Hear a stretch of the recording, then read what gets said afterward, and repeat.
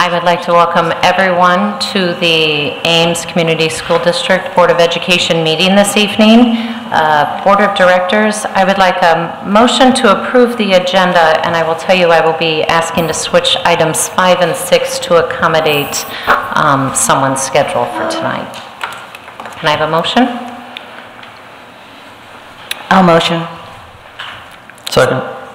Moved by Benkin, seconded by Briggs. All those in favor indicate by saying aye. Aye. Oppose? Nay? Passes 7-0. Director Briggs, will you please read our mission statement? The mission of the Ames Community Schools is to ensure that all learners develop the knowledge, skills, attitudes, values, and personal esteem necessary to grow in and shape a changing society. Thank you, Director Briggs. I will go ahead and read our statement regarding discussion items for the evening. Residents of the district, students attending the district, parents or guardians of students attending the district, and district staff members may address the board about any topic relevant to the district, whether on the current agenda or not. Those who wish to speak must sign up at the beginning of the meeting. Speaker participation is limited to 3 minutes once per item. The views and opinions of citizens addressing the board do not necessarily reflect those of the board, district administration, or staff. Speakers are to remember that Iowa law prohibits the board from discussing specific employees, students, or their performance. Student speakers will state their name and school.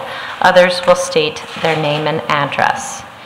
And we will move to the first item on the agenda, updates from our committee work.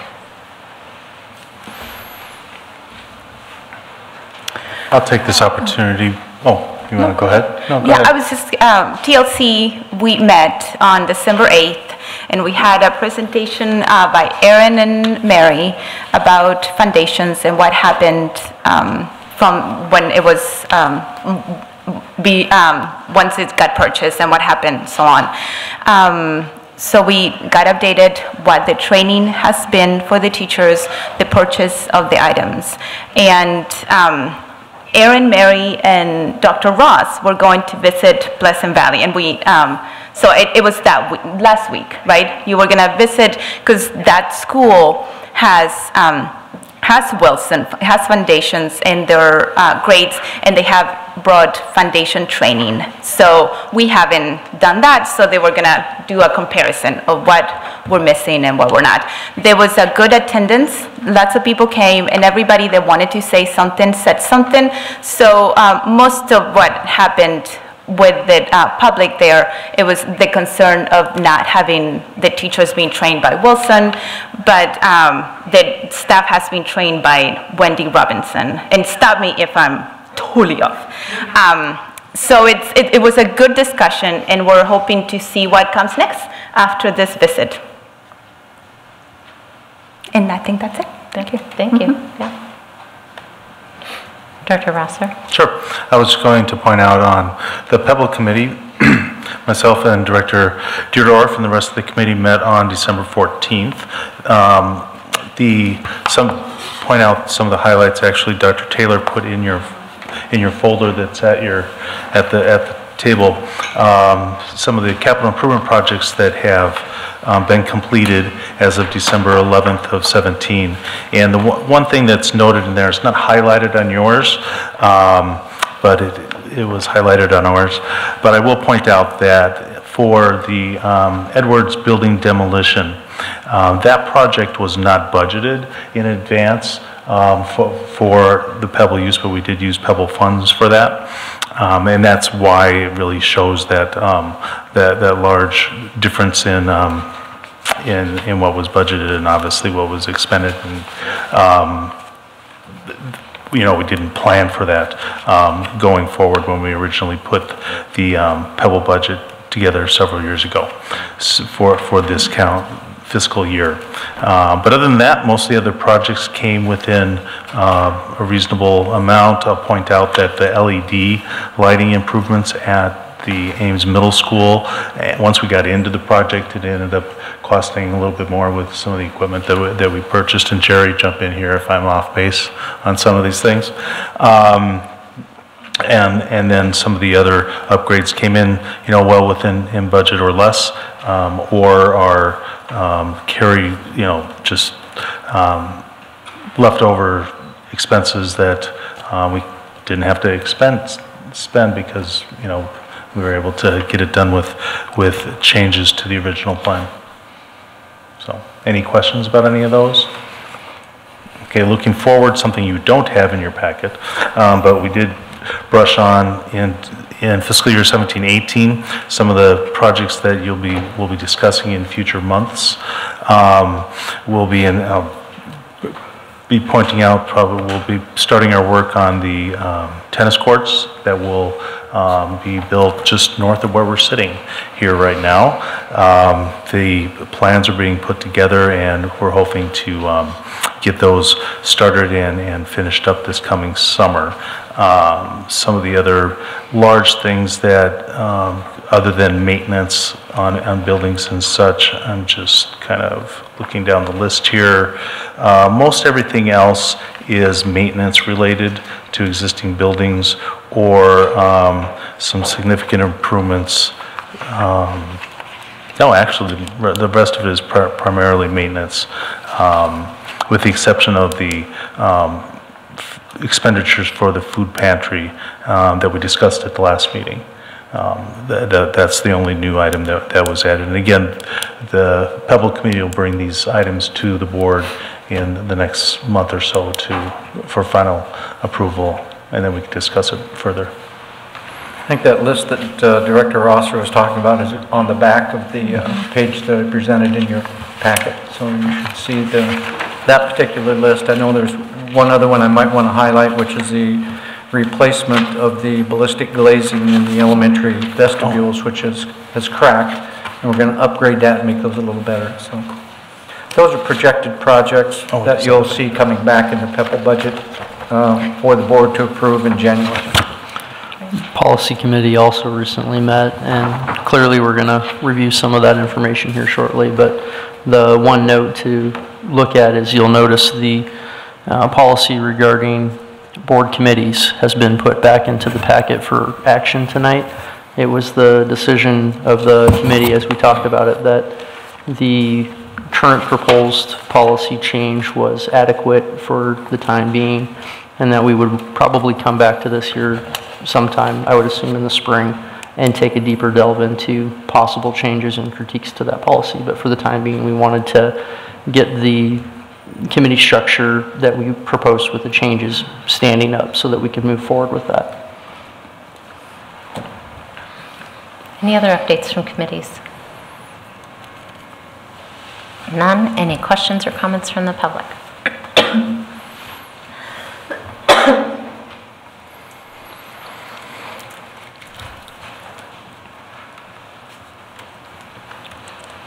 Hi, Karen Simons, 2714 Valley View Circle. My question is about the Foundation's professional development. We are having Wendy Robinson from Heartland, who is, I hear, is awesome. However, she's not certified in Wilson training. She has been to many Foundations trainings, intro to Wilson training, but she has not done a Foundations facilitator certified training. She has not done the interventions for Foundations training. So my question is, why are we not using Wilson? Why do we not have a compass plan? It somehow was misplaced. What my last question for all of you is, if you're going in for heart surgery, would you prefer to have your great general practitioner do your surgery, or would you want a cardiologist? There is a distinct difference in the training between Wendy is providing and Wilson is providing. Wilson has been around since the 1980s. Why are we trying to reinvent the wheel? If we want to close this gap in this district, we need to implement Foundations with fidelity. Thank you. Thank you, Karen. Any other questions or comments from the public? Moving on to our next item in the agenda, policies to announce. Policy Committee. Well, we obviously we looked at these policies that are being presented tonight. Not a lot of changes really being requested in most of these. The big one that we brought forward was public participation at board meetings. In this policy, what we were looking at was the additional language that provided for public comments to be made after each and every discussion item. And there was some concern that as a result of doing that process, we weren't garnering as much input as we wanted from the broader community, but in some cases we're garnering a lot of input from just a couple of individuals that continually would come forward and provide us with their thoughts on something. The goal of it was obviously to engage the public more openly and get more of that public input in these different items. So we wanted to revisit whether or not it was effective in the way it was intended to be, and if the board should continue to do it or not.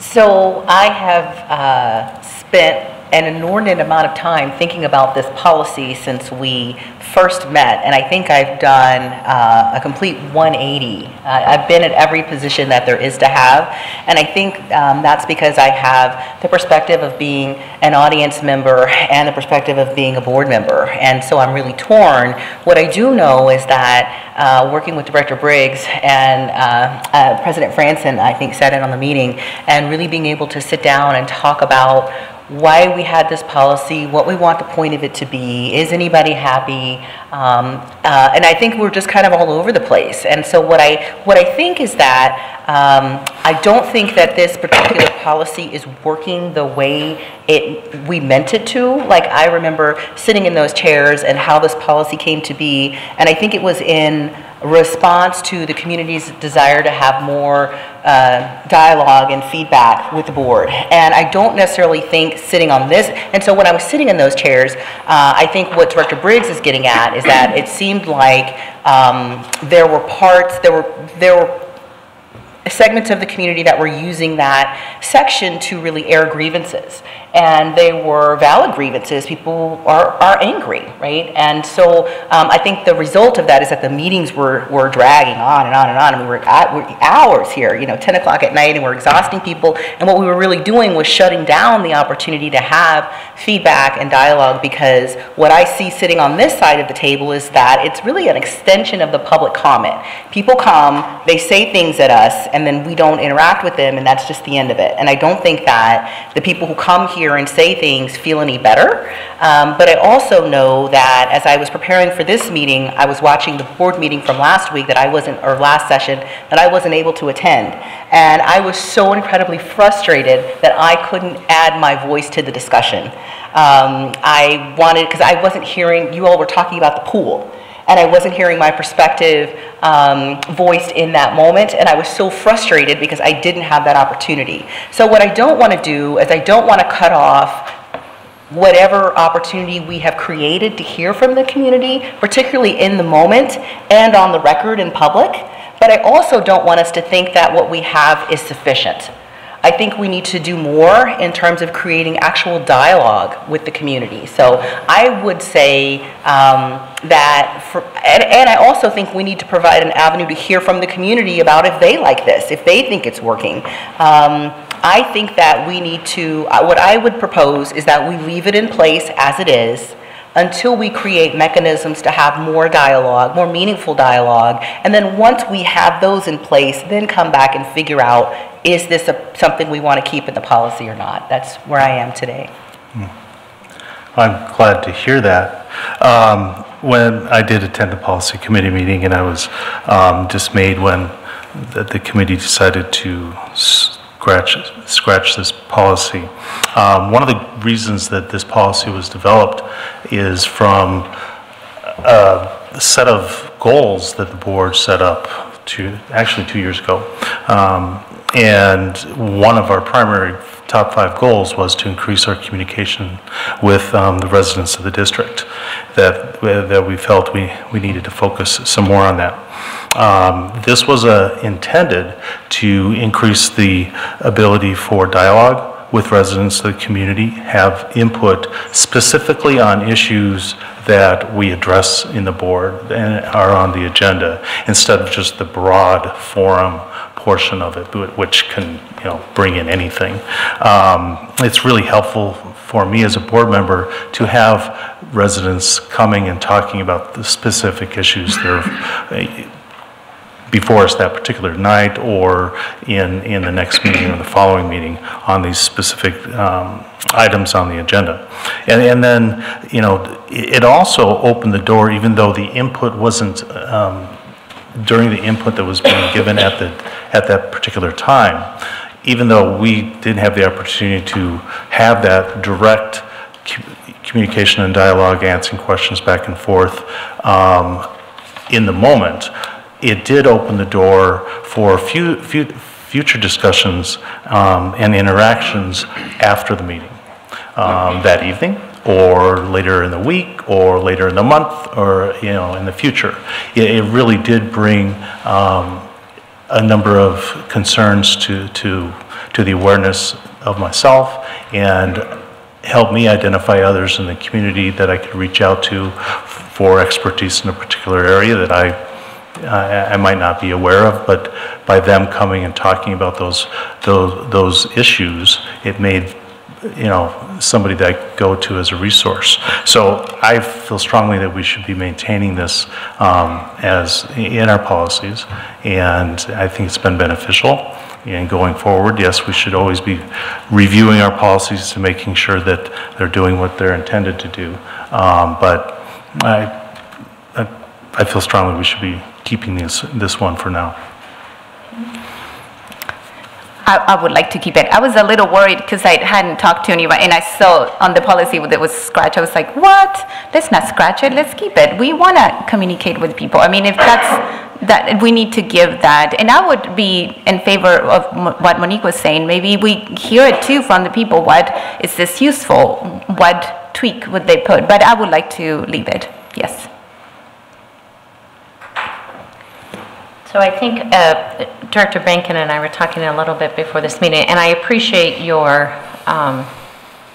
comments of coming 180, because you, depending on the seat that you are in, you may view it very differently. And I think it's hard to understand that these board meetings are times to get things accomplished. We have a lot of things on our plate.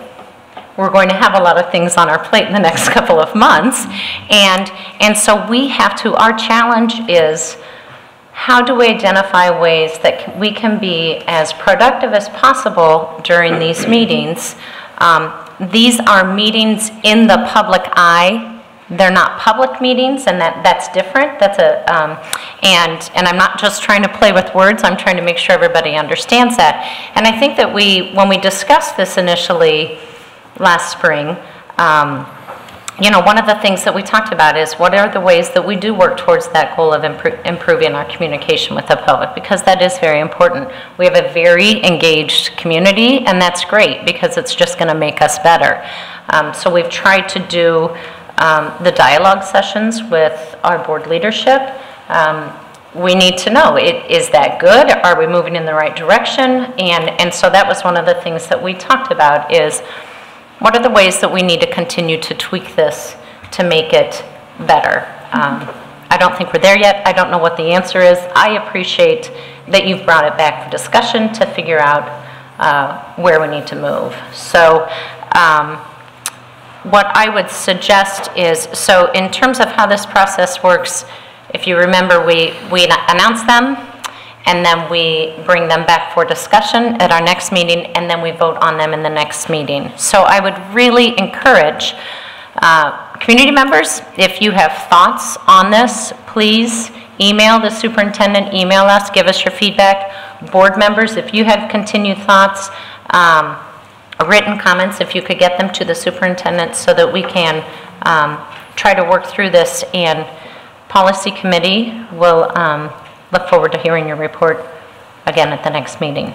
I'll caveat on that too, because what I'm more interested in hearing about isn't should we keep it or should we not keep it. What I'm interested in is what can we do better with regards to getting the actual dialogue back and forth with each other, because this policy, it does not do that. It does not create a dialogue. It just creates an opportunity for us to hear an opinion or a view, but there's no discourse of information between the person giving that information and us as a collective board. It's really a Band-Aid on the bigger issue, which is open communication with the public at large. So I'm not just interested in hearing yay or nay to this, I'm also interested in hearing about what potential avenues we can take as a board to further open up the dialogue that we desire with the community. Great. I appreciate that. If it pleases the board, what I think I'm hearing is it would probably be in our best interest to leave it as it is, table until our meeting on January 25th, which gives us an opportunity to absorb some input from the community, and then the committee can talk about it on the 25th and bring it back with adjustments. Go ahead. Is there anything that we can do to get more feedback from the public on this? I mean, like another meeting where the board leadership has another open discussion with the public, that kind of thing? I am happy to do that. I don't want to schedule that yet, and you'll see why when we start talking about one of our upcoming agenda items. So I absolutely, if there's ways, and in fact, that was one of the things that we had talked about, that it is probably getting closer to a time that we need to have another dialogue session with our board leadership. I appreciate all of you being patient, because that we've got a lot in front of us. So, but I think that may work itself into the process as we start to talk about what lies ahead with some of the things we have to do. I do appreciate the discussion. I guess as I reflect over the last 6 to 8 months, very rarely do we have one person speak on multiple discussion items, let alone the public forum during a meeting. So from a practicality standpoint, if you're only speaking once, since we've moved the public forum behind the discussion items, it would accomplish the same thing. But again, I'm willing to support whatever direction the board wants to go. It's just, I don't think we've had many people speak multiple times. Any comments on the other policies that you have listed here?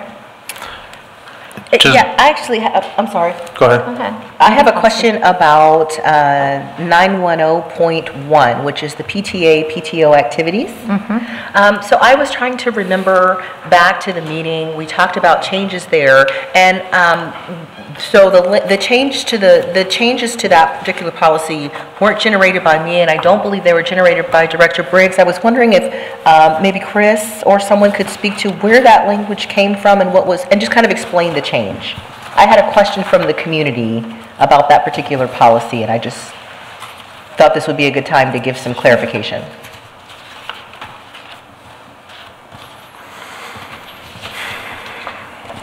It's referencing the annual itemized summary of all PTO, PTA contributions shall be presented to the board. New language in the policy.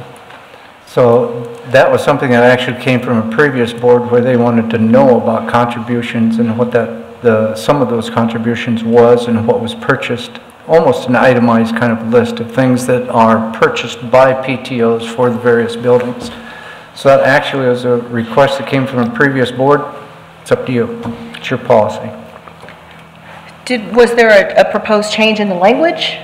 It was just up for review? It was just the addition. That the bold was the addition. Yeah. I'm hearing on it, the additional statement. Right. And so where did the bold come from? The bold came from, in my opinion, I don't remember right now, it was either Chris or I. We Okay. could have done that Okay. based upon discussion from the previous board. Okay. If I remember right, the discussion in the table at the time was reference items that were appearing that were from the PTOs, but they were items that normally would have been purchased by the school. Correct. And so there's a desire to have a little bit more accountability on that end so that there isn't a way of circumventing the process. So I just want to understand how this is before us.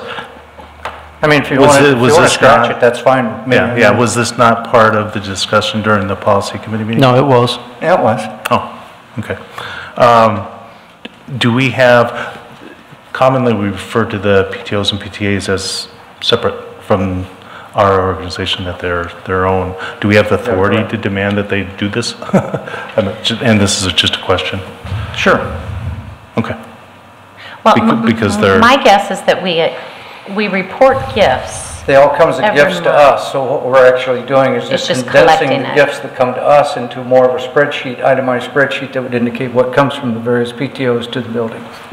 okay, so we're asking them to do that. And that, again, that was a request from a previous board, so if this current board is not interested in that itemized spreadsheet, we can easily take that out. It's your policy. Well, I guess what I hope is that we'll hear some feedback from the PTOs or PTAs about whether or not this is, if this helps them, if this is not helpful. I remember in the meeting, my particular position was that if we're going to gather this information, it should be disclosed to the public, that we needed to have some mechanism to acknowledge the very hard work that our PTOs and PTAs were doing, because I think before I became, familiar with the board, I would walk into a school and think that everything there had been purchased by the district, and that certainly is not the case. And so if we're going to go through the trouble of having the PTOs and PTA collect this information, we should at least in some way acknowledge it and make it public in some way. And they do come as gifts to the district. The problem sometimes is that in the past, we've gotten a lump sum. Sure. And so it doesn't really, it will indicate the amount of money that was presented or given to the district for itemized things, but it didn't include an itemized list of what was purchased. So I think that might be what the previous board is getting at. Okay, well, I'm sure hopefully we can figure it out. But again, I hope we hear from someone representing the PTOs or PTAs who might, help us understand what we can do with this. Well, then maybe we can reach out to all of the presidents of our elementary PTO, PTAs to say that this is what we're looking at doing. What are the implications for you in terms of record keeping and how this would impact the work that you're doing? Because we certainly want to recognize all of the work that is going on in all of our schools by our family members and community members. So, any other comments on these policies that are being announced? Okay, we will go ahead and go to public comments on the policies.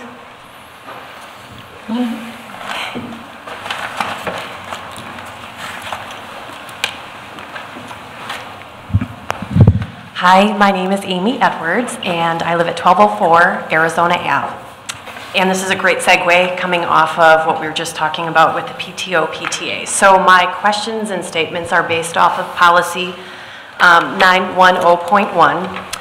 And I guess first of all, my question or statement is, did the policy committee at all consider meeting with any of the PTO boards as this was coming into play for revisions or review? Which I think is something I'm hearing that maybe it didn't, but it could be considered for future things. But I am looking for clarification. As we're looking at the annual itemized summaries to be completed by the PTOs, are you asking the PTOs to email those to the district at the end of the year, fiscal year? Are you asking at the end of the calendar year? So school's out May this year, 31st. I guess looking for clarification on what that means coming off of the language that was submitted. Second, as I flipped the page and then it continues on, the language used, which states the principals shall submit a yearly plan for fundraising activities. After I read this, my understanding is that the PTO will have to have a list of fundraising events to our building principals in the beginning of the school year. As an active PTO parent and board member, there are some activities and events that do get added during the course of our year. So are you asking with this policy that we have to have everything in place, or is it allowing for some flexibility that we know things are going to change on our calendar for the PTOs? And again, so just looking for clarification on that. I truly appreciate accountability, but my concern as I'm looking through this and reading through this is, will this begin to move towards a micromanaging of our parent volunteers? Because truly, I think our parent volunteers are so committed to our students, to our teachers, to our buildings, that we pretty much would do whatever we could, when we could, however. And I don't know if this becomes, you know, a path that takes it and some of our parents go, you know, I don't know how involved I want to be, or we have less opportunities to keep our parents involved. So I would appreciate any feedback on this policy. Obviously, it's a little more near and dear to my heart as a PTO board member at Sawyer. So any insights, information, I would truly be grateful. Thank you so much for your time. Thanks, Amy. Thank you.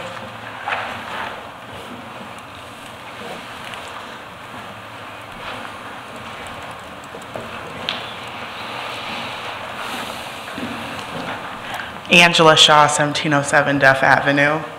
And my comments are related to, well, it sounds like now we're going to keep the discussion item, but I do want to make my comments public. And one thing that I want to be noted is difference between public and emails is just being public. I mean, I email constantly. I mean, after I speak, I email, but doesn't mean I get a response back or recognize that anything that I said matters. So that's not even a feedback mechanism, even emailing the board. So I want that to be recognized.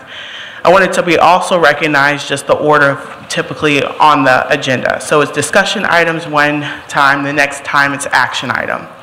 If you eliminate the opportunity to talk about something right after discussion, then you're left with just having public forum the next time, because this paper is supposed to be picked up per the policy at the beginning of the thing. So are you going to extend this and leave this here until after the discussion so people can sign up and have the be able to sign up for the public forum if you eliminate it during the discussion?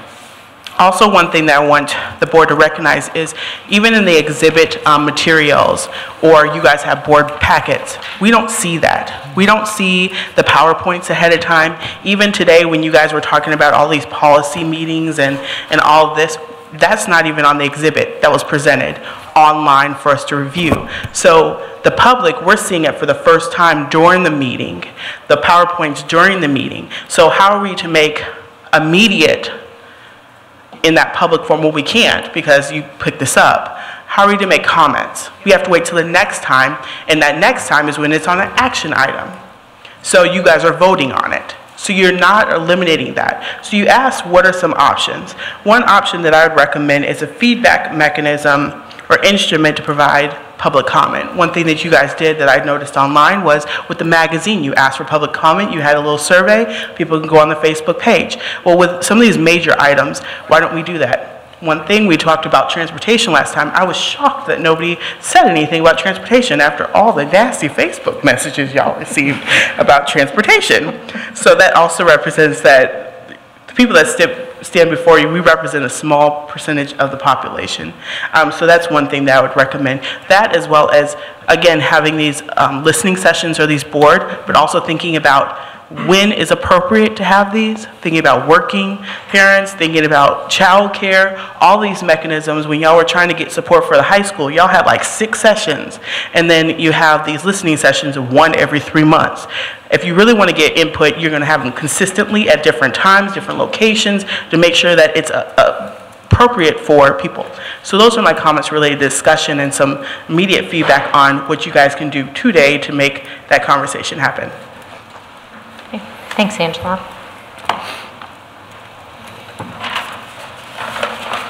Any other comments? All right, we will go ahead and move on to the item 6, which is now item 5, superintendent search process. And I will get out. So board, as you are all aware, I have been trying to do some research and have lots of conversations with various resources throughout the state in order to try to lay a groundwork for you as we look to get started on the superintendent search process.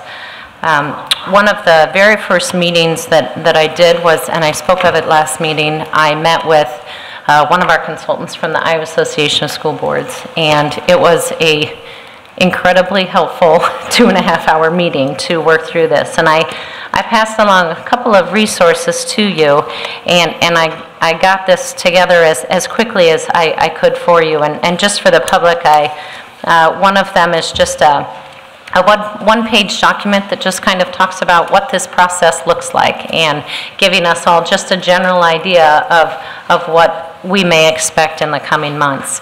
And the other piece of information that I sent to you is some different considerations for us to think about as we embark on this process. One of the things that through this meeting that my discussion with our representative from the ISB, the first thing that I am going to encourage the board to do soon after the new year is to get together for a work session to look at what is our general direction as a board. We as a board have not done a goal setting or clarifying our priorities. We have not done that. While past boards have done it, I think it's important for all of us to come together and have that succinct vision for us, and important for us to do it, and I even think to do it outside of the search, working with the search firm, so that it is our vision, so we are speaking to what we desire as we move forward. The next thing that I would like us to move forward then with is to identify a search firm that we would like to work with. I was able to, and I know you did not get a lot of time to go through them, and I understand that I got them to you as quickly as I could, but we have 3 proposals from search firms that have worked in Iowa, who work across the country, who have proposed their services to us. I know you didn't get a lot of time, but some of the things that I've learned about as with these search processes, these search firms, there's going to be some similarities in these processes, and as you look through, you can see kind of a general direction that one would move in the interviewing process. But there's also some different things that they each provide, and some of that is, it's a general thing that they provide, and then they come to us and they have a more specific meeting with us, and then we decide, you know, what are the ways that we want to move forward with this, what our timeline is, when we want to get various stakeholders involved in this process. So those are all things that through working with the search firm that we will work through some of those process decisions. One of the things, as I've been having some discussions with school board members and presidents across the state who have been through this process recently, is that they have really encouraged me to encourage all of us that in this process, it's two-part. It's looking at the firm and what are the different services and unique things about them, but then it is also looking at who their consultants are that are going to be working with us. Depending on the firms, they may assign 2 consultants to us, 3, or they'll assign 2 or 3 and then have some additional ones that will come in and help with things.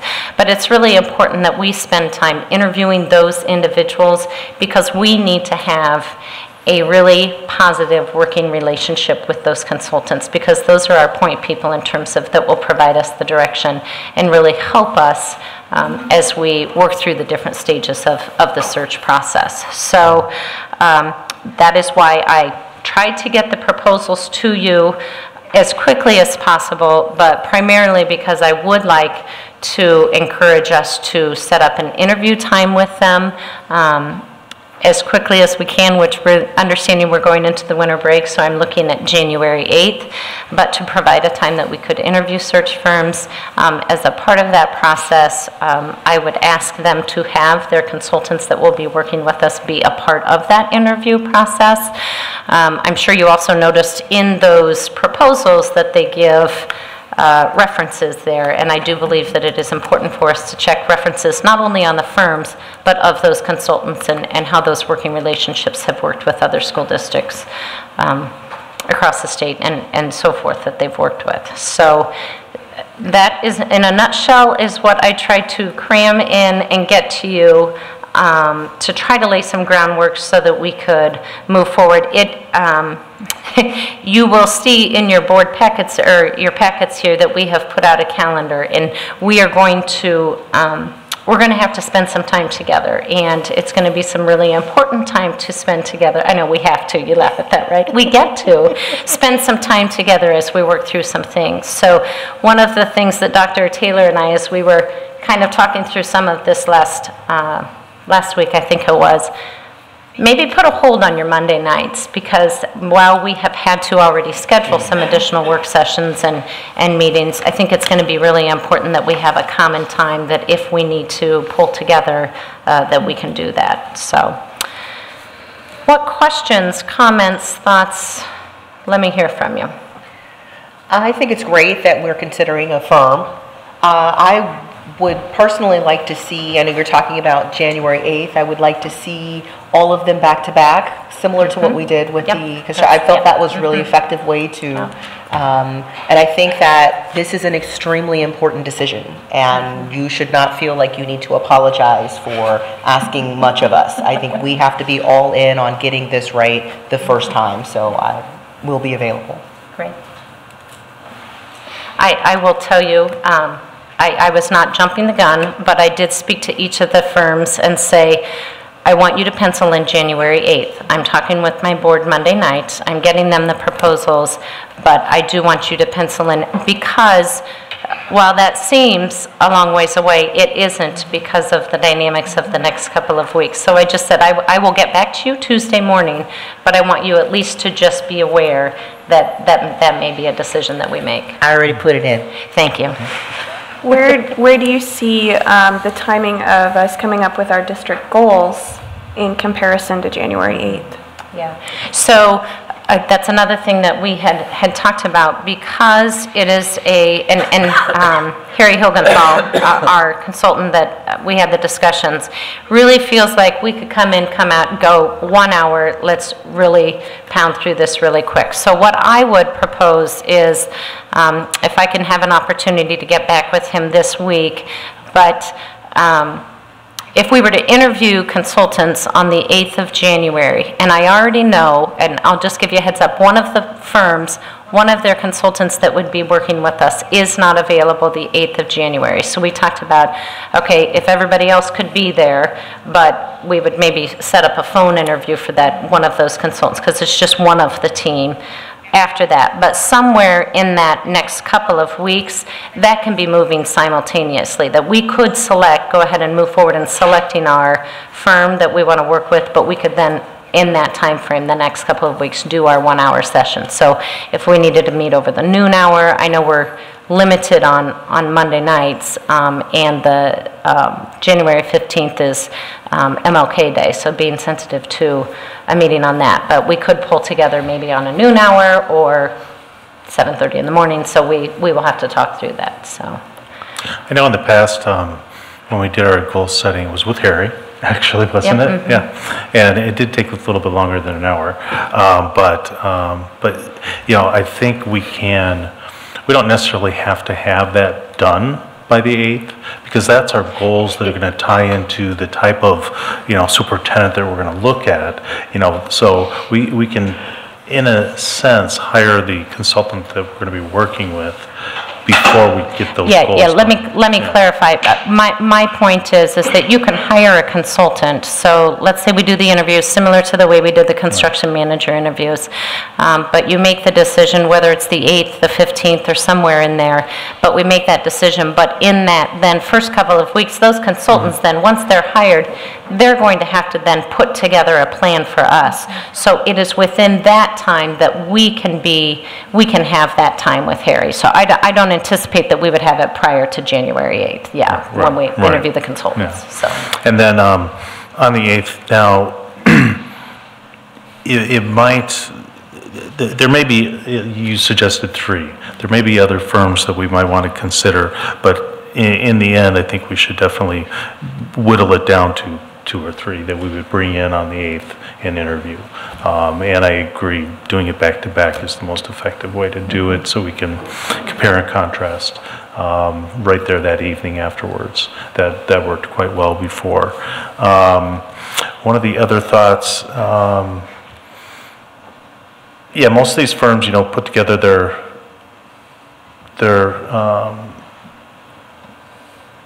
proposals. You know, they've got a proposal ready to go.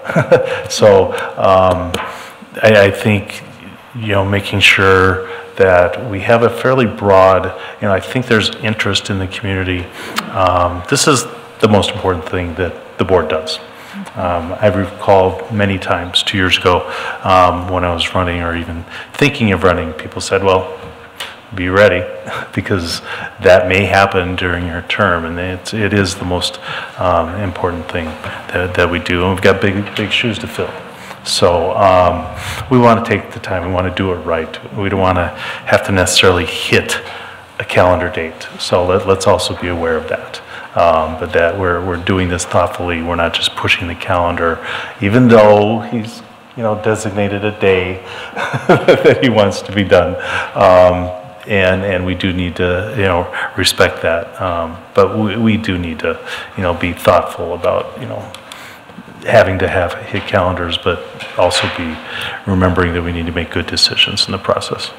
Sure. I think that the one thing that in terms of timing, as we look forward and how this plays out in the spring semester, that where the timing becomes important is that if we can identify somebody, and I don't even want to say a date because then I'm going to be held accountable to that, right? But if we can identify someone in the event that we can work with their current contract so they could have a couple of days to come into our district before the end of the school year, I think that would be time, very well time spent. So I think that is the push in terms of how we work through this thoughtfully, effectively, and purposefully so that we are very productive in the work we do.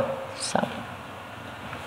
I love the idea of having some knowledge transfer because I know that's helped me immensely, just sitting down with Dr. Taylor and figuring out how things work for the district. I think it's a benefit to us to have someone who comes in that kind of knows this process, but I would caution that we make sure we don't relinquish too much of our authority as the board representing this community in that process, because ultimately they're going to come, they're going to select some people that they think are great, and they're going to move on. We're going to be the ones that are left dealing with, did we get good quality candidates out of that or not? So I think whether we do it before we hire or have the interview or not is not necessarily relevant, but somewhere between point A and B, we need to have a discussion as a board as to what exactly the role of this firm is going to be in helping us in this process. And I think that as you look at the proposals, we don't have to take a package deal. We can pick and choose of those pieces that we desire.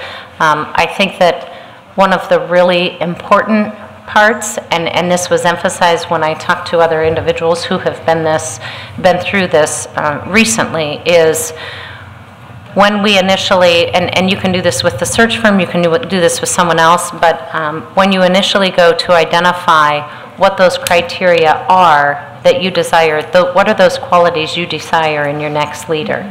And in that process, what are the ways that you value, or what are the ways that you seek the input from the various stakeholder groups?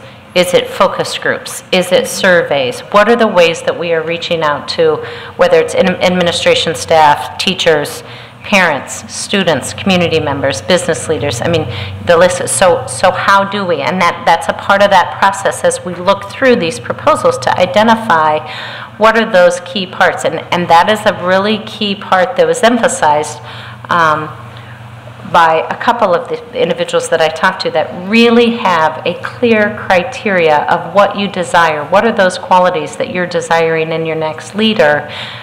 Really lay that out, because not only does that clarify for your search firm, what you're desiring, but that also helps out in the end when you are talking through those couple of finalists. What are those qualities? What was that criteria we established before we met any of these candidates? How do we go back to that and let that steer us through this process? So I think those are the different pieces that we really need to pay attention to and have conversations with those consultants. So I do have some questions that I will send out that are some real thought-provoking questions to think about for that interview process. So similar to how Jerry teed some things up for us with our construction manager interviews. Any other questions or comments? So I'm going to go ahead, I believe I'm hearing consensus that I will go ahead and move forward and get the interview scheduled with these consulting firms for the 8th of January, and I will communicate, get out to you a few more of these resources. I will also get back in touch with Harry Hilgenthal to identify, start to identify some times that we could do, spend some time together as a board. So, Would this be, these interviews would be open to the public? so that's a part of what we need to discuss. Oh, I'm sorry, that With the firms? yeah, sorry, I was jumping ahead to the search, right? No, it would be just like our construction manager interviews, that it would be, it's a work session, so the public, that we will not have a public forum, but they will be open to the public. So, yeah, thank you for that question. All right, any comments from the public on this agenda item?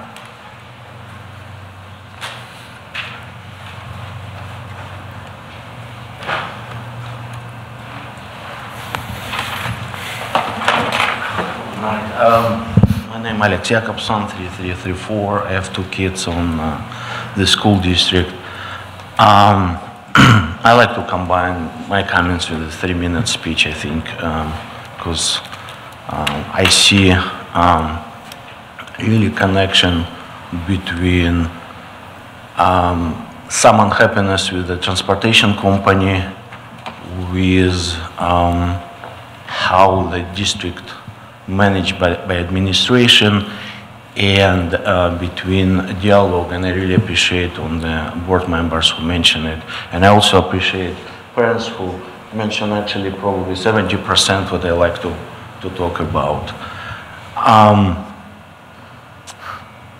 Many of the parents believe, because we pay the money and we send something even more important for us, our children, to district, we are the people, we are the parents, should have influence.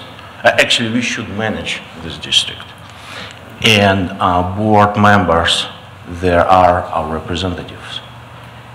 And many of us don't feel some of you guys represent us. So when and it's already mentioned, it's create the problem, board members and maybe administration, because they didn't, we don't have proper communication, they don't understand problems, and people upset about the transportation problem. So it's absolutely necessary to build it. How to do it? One of my suggestions, we have committees, and the parents should be participate committees. So, without to make it, I don't believe we can move forward, even we switch the superintendent or we switch transportation company. I know some of these managers from transportation companies, they're nice, decent guys. I also highly, I sure Mr. Teller, he highly intelligent person. However, we have struggle. So it's a lot of unhappiness run. And it's back to the question, do we feel our representatives help us to manage this district? And answer to me right now is no. So to switch transportation company and hire again very intelligent guy to superintendent, and doesn't help. We can fail to same problem very soon. So last time I also I also have concerns if some board members and our president, Alisa Fredson, have good communication also with administration. Because like you remember, we spoke really end of the October about plan to hire superintendent. It's told to me it's for 2 years for sure, and maybe for another 2 years. Do you remember this conversation? We met each other in the interest on the office. On November 7, however, it was some unpleasant event. I hoped you will step in and we can discuss. You didn't, so a week later, I make the letters.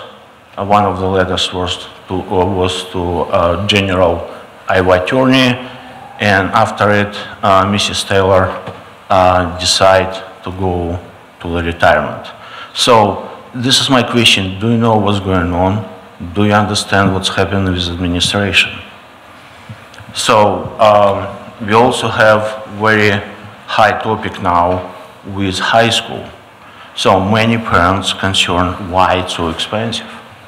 It's not just 10, 20 or 30%. In many calculations, it's like 3-4 times more expensive than it should be. I'm sorry. We also already discussed about what it means open society and closed society, how president should behave, and if it's no conflict interest.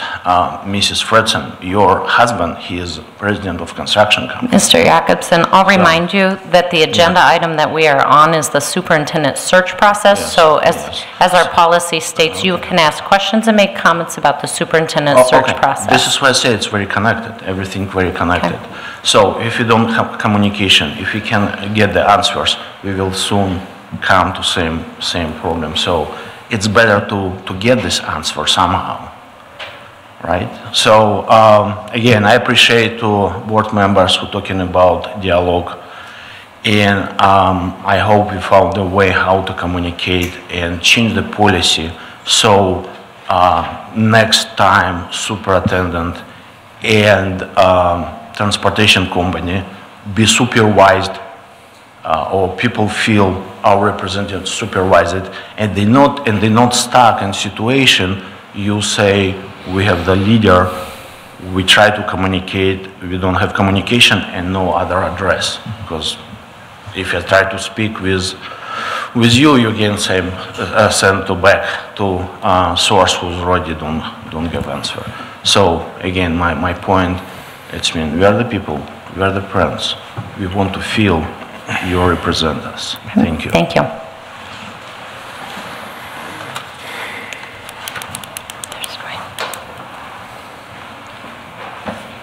We'll go ahead and have an update from the, the Ames High School Committee. Yep, you're up. We switched orders. So. Oh, I'm sorry. Was there somebody else that raised their hand? Okay. Okay. Okay, sorry.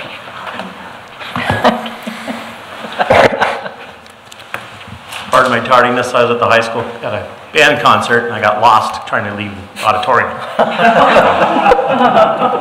That tells you where we're at.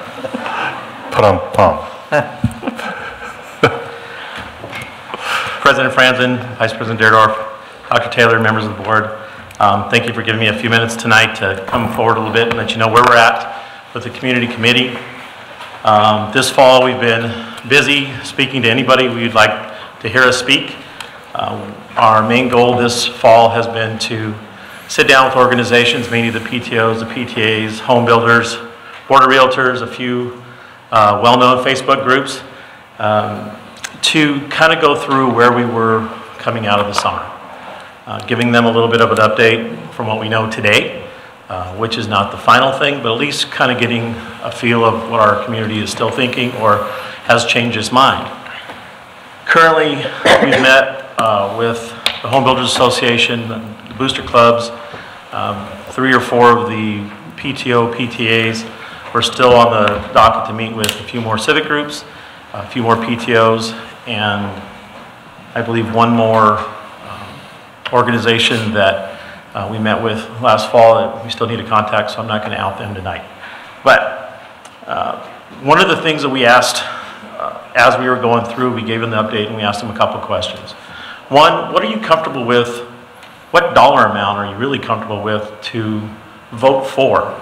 And the second part was, should this bond include a pool or not include a pool, and what's your thoughts on that? So each group was very open with their thoughts. The consensus was they wanted the high school to be built to the level that is needed.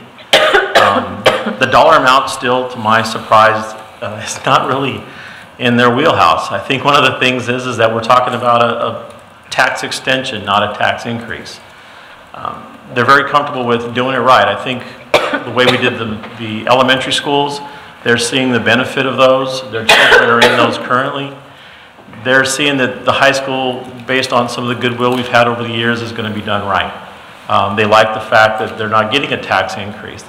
They want to make sure it's done correctly, that it's big enough to see this kind of enrollment bump that we keep seeing. A lot of the folks that I'm talking to, it's kind of like preaching to the choir a little bit. Their kids are in our elementary schools. I think we probably would have had a harder road to hoe based on a few years back when we were in the elementary schools, but when you're sitting in a beautiful facility that their children are learning and growing and enjoying, they're very excited about a new high school and they want to get it started. One of the things that I asked pretty much everybody, would you vote yes? They're all saying yes. One of our members went out to a Facebook group and said, what do you think? Here's what we want to do. Was very a little bit more conservative in the numbers. I think she quoted $95 million for the high school and $15 million for the pool. And she had well over 300 responses within a couple days. So people are excited about this project. Of that, 86% said yes, I'm going to vote yes. One of the questions was, what about the pool? I think what we're hearing most about the pool is they want to get it started. They want to get it done. They think the current pool has served its useful life. They've heard some horror stories from either swim parents or city folks that have gone in there that they said time is now to get this thing started and get it up and running. As far as how it's funded, they didn't really care, which is kind of surprising to me. I thought people would be a little bit more concerned, but I think the concern that they have is the fact that their rates are not going to go up. They feel like this is not something we're going to laden them with more taxes. So there is some goodwill built up out there. One of the things that we're going to try to do in the future is a little bit more outreach through social media. We've got full support from all the PTOs and a couple groups that whatever Eric creates, they will grab and post on their sites. They're very excited about that, to bring in those fact-finding items that we can show to the public, let them know when a possible bond date might be in early April. One of the other sides of this is that we have full support of people ready, willing to stand out front of their schools with petitions to get these signed. We'll have 8 locations. We need, I believe, a little over 1,000 signatures or somewhere in that area. So really, it's not very daunting. If you've ever been in front of an elementary school in the morning, we'll get well over 150 signatures per elementary school. The PTOs are ready to go. They want to know when. So that was very good to hear. So 8 locations, 1,000 signatures. I think we can do it. If we had to, we'd shuffle. Tonight I could have gotten 300 or 400 alone going into that concert venue. So I think we're in good shape. We're still a ways to go. We need to make sure we got what you feel comfortable with, because ultimately it's going to be the board that sits back and says, is it 95 million, is it 110 million? Does it include a high school, does it include anything else? But right now, we're feeling we got some good support out there. Last but not least, I think one of the things that we have really seen is there is goodwill, and not having a tax increase, understanding that a lot of the school districts around us have not done it correctly. I think they've all heard the horror stories of Johnston and Valley, some because we've told them and others because they know it, that they want to make sure this thing is big enough, that it has a new auditorium, that it has a nice gyms, that it has a nice pool, that it has classrooms that can be collaborative. that it has areas that are going to be flexible, that we're going to have good sight lines to keep our kids safe, that we're going to have state-of-the-art security in them. All those things that we heard this summer that we talked about walking through the grounds and looking at that place that we currently don't have. They're very excited about that. They're wanting to see that. I did meet with the teachers group. I sat down with 8 or 9 teachers at the high school and said, what do you want the public to know? And they're basically saying what the public is saying. You know, these are the things we want our kids to be able to do in the future. That collaborative learning, the collaborative work, interdisciplinary work was something that the teachers brought forward. They were really excited about the possibility of having hubs where they can have interdisciplinary projects. They talked a little bit about green energy and how they could incorporate that in their classrooms.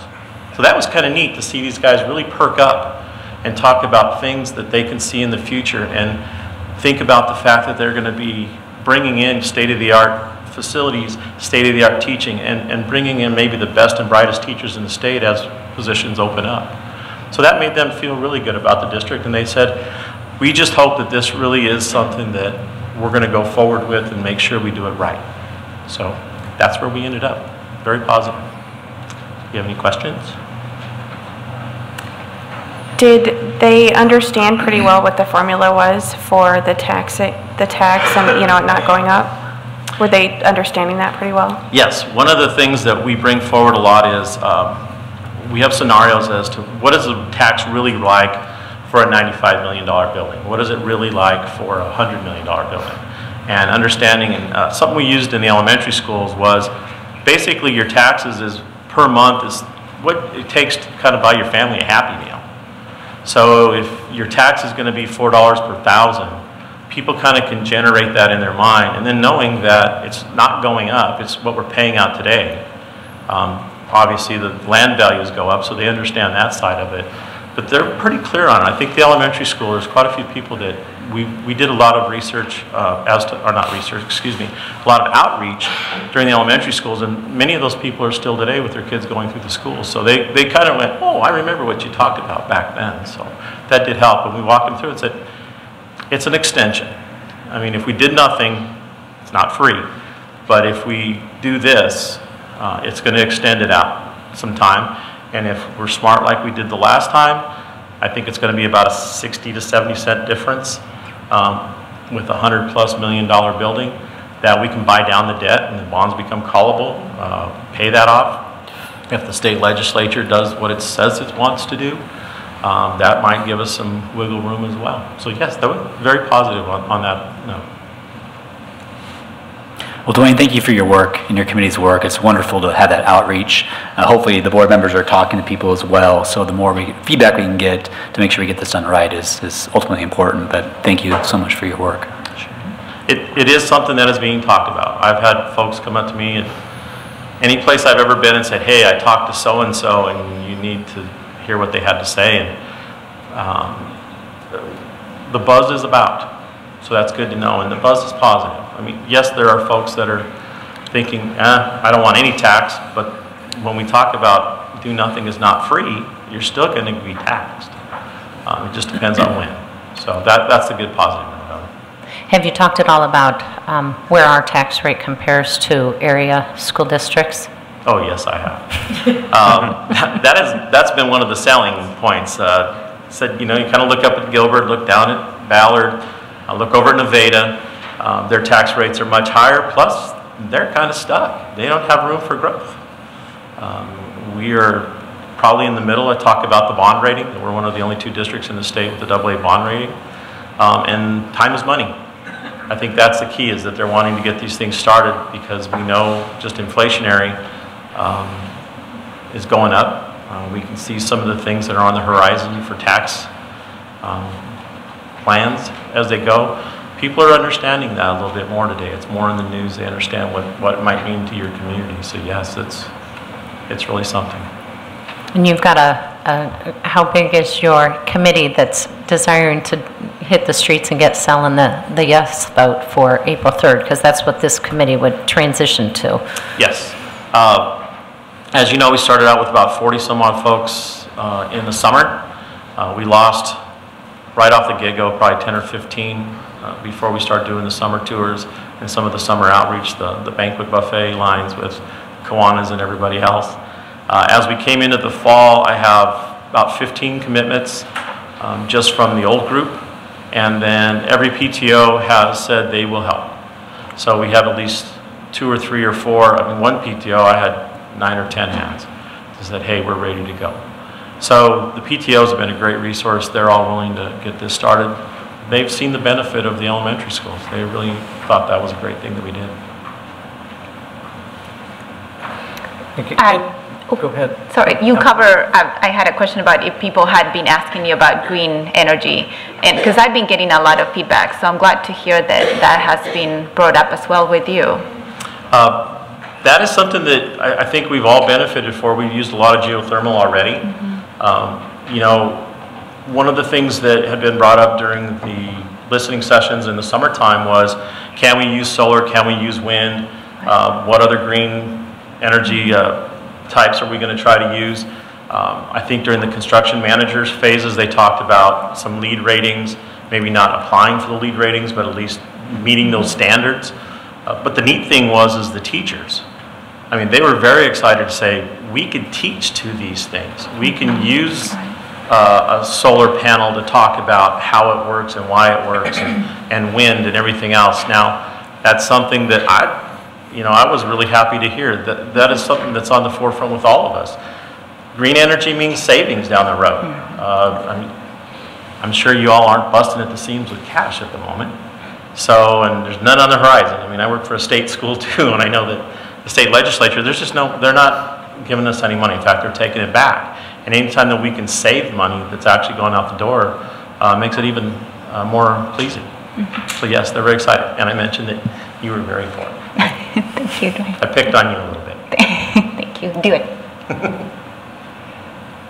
I think part of what Dwayne is talking about is a part of the schedule that I was going to talk about at the kind of the close of this meeting, but it's also in the information that you got. I put it up on the screen here. It's that in order for this to happen on April 3rd, a very important date for us in the future is February 15, because the resolution and the certified petitions Chris will have to deliver to the auditor by February 15 in order to make that happen, which means backing yourself up on that. Dwayne is collecting, and his group will be collecting 1,000 signatures between actually January 8th, when we hope to have the petition language drawn, drafted, and ready to go. The petitioners will take those on the clipboards, hit the street, make sure that we have those back actually by the 5th of February, which is a regular board meeting. They'll present those to the board, and that in essence is calling for the election. The public is coming forward to the board to call for the election on April 3.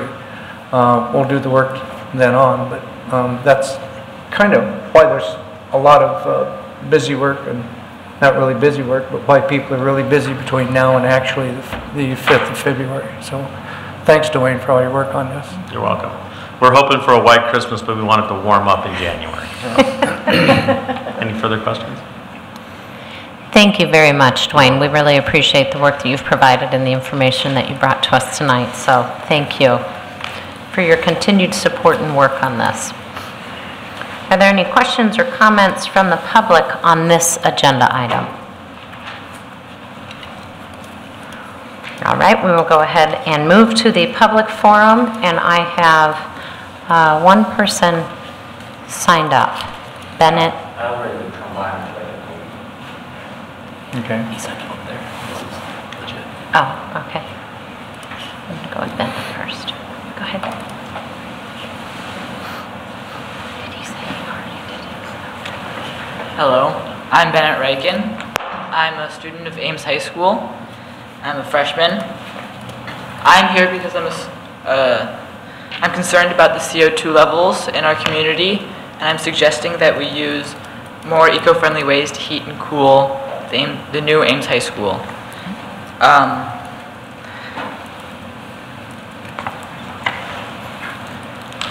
For the past few weeks, I've been researching, me and Kate McLeod have been researching ways to heat and cool the new Ames High School that are eco-friendly and good for the environment. The first one is geothermal, which you guys mentioned just a few seconds ago.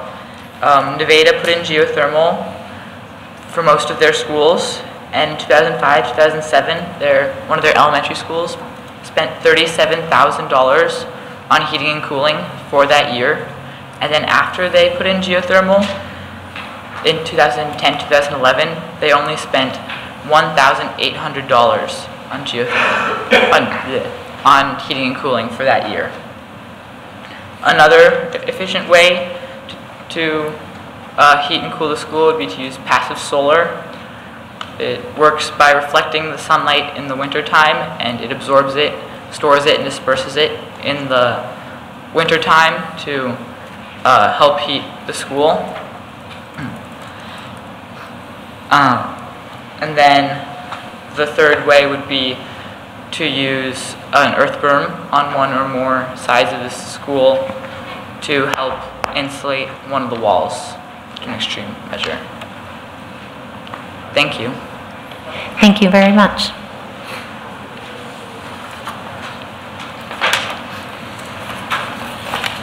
We will move on to our consent items. To move the consent agenda. Second. It's moved by Rosser, seconded by Deardorff. Okay, for the minutes from the meeting held on November 27 and also December 4, there are claims and payroll, financial reports for November 2017. I wanted to highlight for the board's information on the last page of your financial report. Chris has been providing the board with a kind of a month rundown of the food service balance so that you can see that we are currently $47,860, and you can see that number within your report, running with negative balances. That's up about $10,000 in the last couple months. I want to bring that to your attention because it was our direction from the board to notify the board once we reach 75,000. So we're about 2/3 of the way towards that particular number at the present time. There is a personnel report, and we do have one voluntary early retirement. Nancy Torkelson is a science teacher at Ames High and has been for the past 29 years, as asking for voluntary early retirement, approval of her request. There are gifts to the district, and you will see that there is actually an addendum to that, or not necessarily an addendum, but addition for some of the donor language. We have two gifts, one of $150 from Jeanette Colton, who is representing the Ames School Board Campaign Committee, and it was for the Ames Community School District Food Pantry. Also cash in the amount of $300 from PEO Chapter 51 for Mitchell School. There is continuous open enrollment applications, and we have received and put on file an update on the CET offerings from the October 23rd meeting, which came from Vonda. Dr. Taylor, on that negative lunch balance, it's increasing about 15% month over month. Do we have any idea of maybe why that's happening, or just trying to monitor it? I'm going to defer that one to Chris. Well, other than the change that we made in the policy where we weren't doing the alternative lunch at elementary and no lunch at middle and high school when they have more than a negative $25 balance, we haven't changed anything about our practices. We're still sending out weekly emails and or letters telling them, reminding them of their negative balances. So that's... Collection looks pretty level. Are we still fairly happy with the process? Well, the policy said that we would turn to collections when a family reached $100. I don't really want to send a family 4 or 5 times during the year, so we're going to do that at the end of the year. We've been getting about $100 in collection revenue.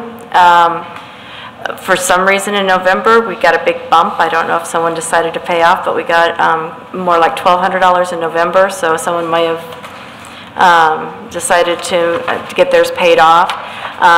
But the amount in collections won't change until the spring when we send, so that we're only sending it once, and we'll send fees at the same time then.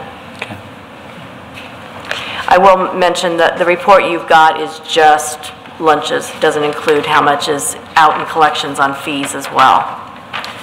I have a question. I recall the whole discussion about this before I got elected, and I recall there clearly all the steps related to the change in the policy, but I felt there were additional activities that the district was going to undertake outside of just collecting, that there was going to be a more active effort on the part of the individual schools to make sure accounts weren't falling delinquent. Is that not happening? Well, clearly it's not happening. Well, I'm not quite sure what you mean about the individual schools. That information is protected. So individuals at schools can't see individual people's accounts. Well, I mean, but they must have had before if they were able to say little Johnny had to get the alternative lunch in the past. The school lunch people had that information, the people running the lunch lines, but right. not the individual. And they didn't know status. They just knew what was on accounts. So I guess what I'm trying to understand is, are you saying that at this point there's no mechanism for us to manage or be proactive? We just kind of sit here and wait for the balance to rise? No, I think one of the things that we've always used is the collections trigger. Actually, we haven't always used that. That's something that Chris brought in, and that's been effective. I think we should maybe not wait till the end of the year, maybe do it in the middle of the year to help do that. But also, I have a question regarding, you said I wasn't finished. Okay. I guess, so there's nothing between payment and collections?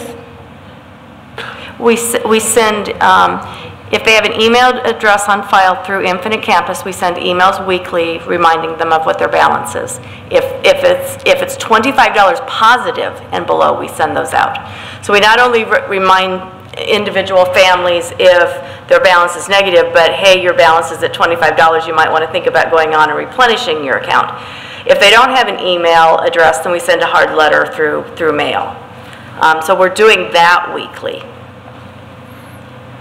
And at the beginning of the year, we're also encouraging people to sign up for a free and reduced lunch, or if a family comes into having problems throughout the course of the year, that's also a reminder to them that, you know, free and reduced lunch applications are available. So those are the ongoing things that have always continued to continue. How do we bring this back to the policy committee or to some other mechanism for discussion? What I don't want to see is us facilitating a failure of this policy. Right. Let me address, I just have a question regarding this balance. Chris, you said the balance is 47,000? Is that what you said? Yes. Okay. The balance in June, ending in June, was 38. So between then and now, actually, it's only gone up by 10,000. Is that correct? Yes, 9,753. Okay, so in other words, I didn't want people to get the impression that since the beginning of this school year, it's gone up it's been 47,000. It's not. This year. It is, because we didn't have school going during the summer, so there wasn't a way for people to charge lunches, so. No, what I'm saying is that was carried over, though. Oh, the 38,000, yes. Thank you. What's been added to the previous balance in June is $9,753.12 over the months of September, October, and November. So it's only about $10,000 in the past 3 months. Yes. Correct? Okay. I think in answer to your question, Director Benkin, we can bring that policy back to the committee on the 25th of January for your review. That'd be great. We have a motion and a second on the consent agenda. All those in favor indicate by saying aye. Aye. Oppose? Passes 7-0. We will go ahead and move on to action items, and the first one is policies for approval. I move that we approve the policies for approval as presented. Second. It's been moved by Briggs, seconded by Benkin. Any discussion? Seeing none, Sorry. No? I'm struggling a little bit.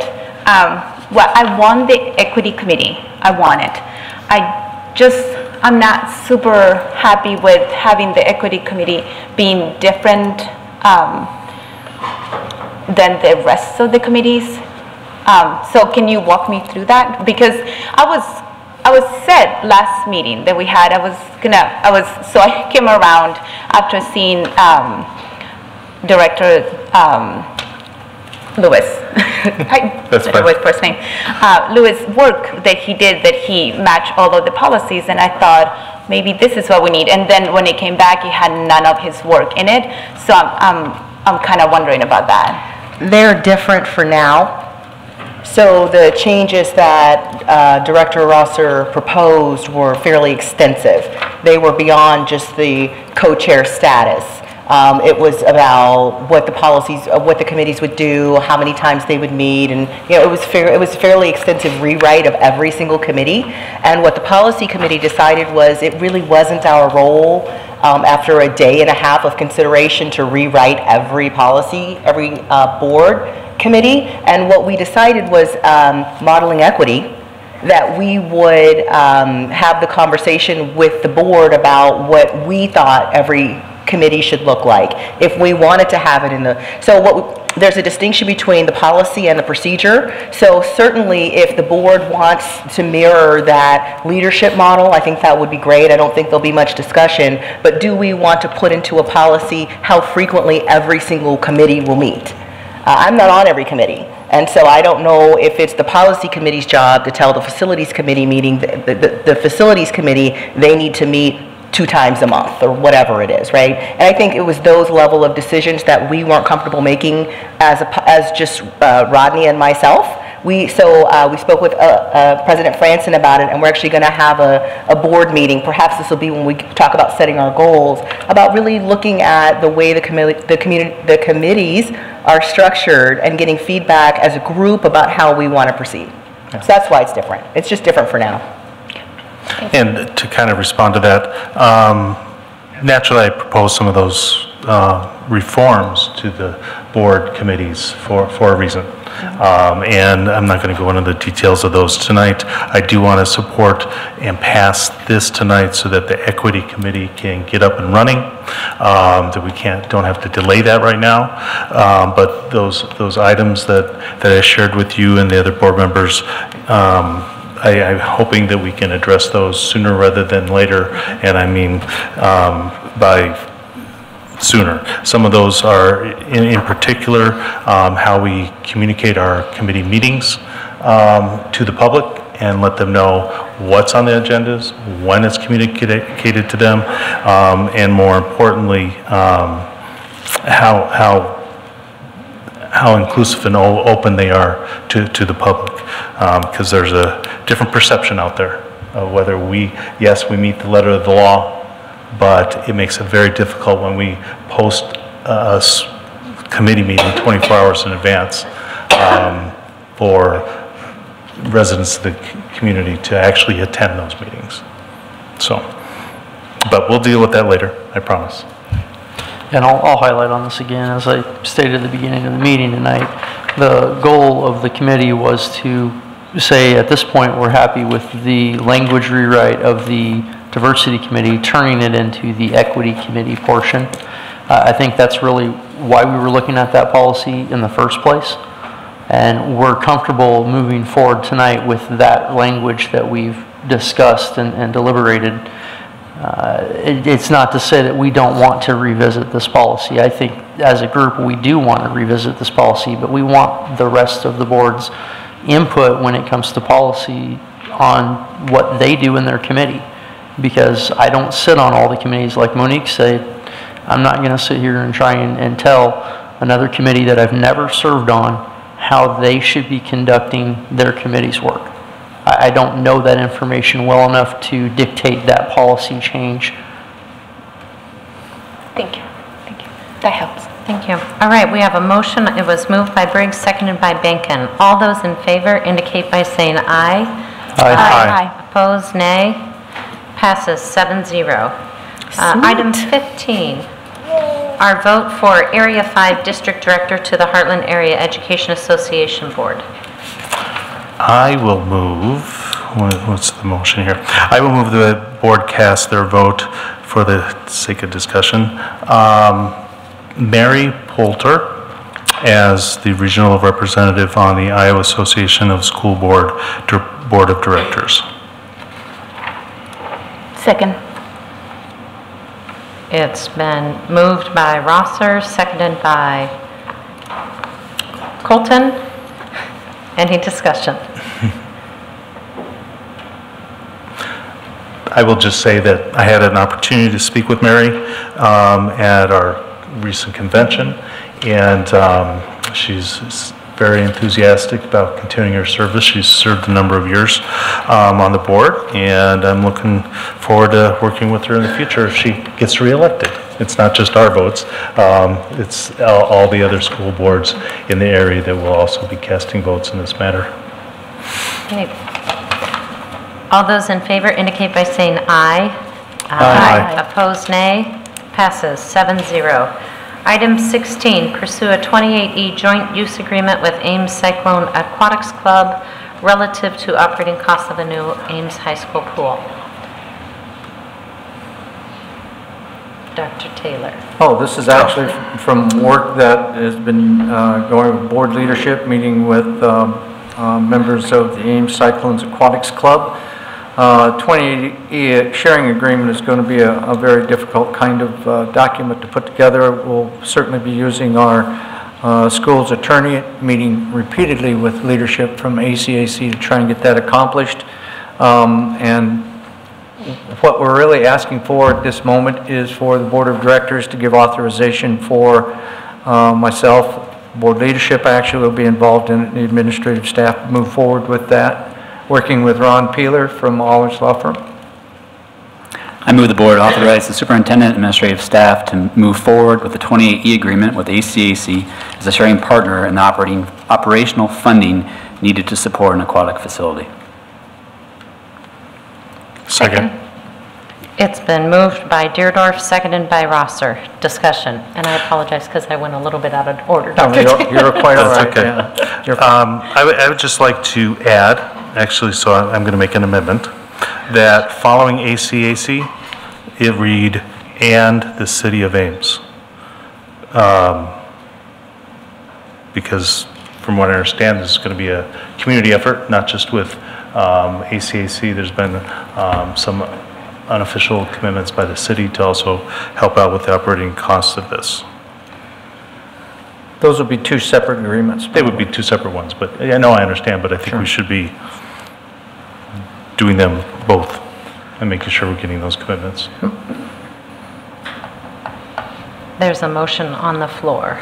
Right. So this would be an amendment to that.